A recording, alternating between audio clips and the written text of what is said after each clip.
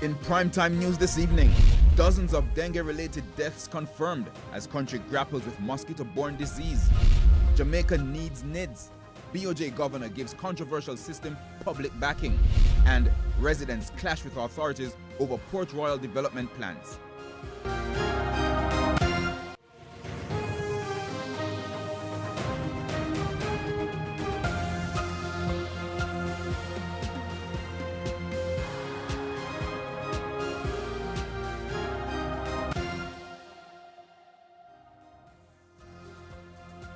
Good evening and welcome to Primetime News, on air and online at onespotmedia.com. I'm Herman Green. And I'm Janella Precious. Also this evening, the top business stories of the day. Vashon Brown has our preview. Thank you so much, Janella. The PSOJ president announces plans to train more small business leaders. I'll have that and other stories later on in the business day.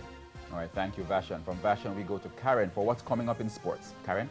Well, Herman, the island's top athletes are now jostling to be named the 2019 Sportsman and the Sportswoman of the Year. And I will tell you who the main protagonists are during Primetime Sports later. There's also sports commentary, E-Prime, and weather in this newscast. But before the break, the feedback question. Do you have any concerns about plans to develop Port Royal as a tourist and cruise ship port? You can share comments online, facebook.com/Television Jamaica, and tweet us at Television Jam. Stay with us. Primetime News returns after this break.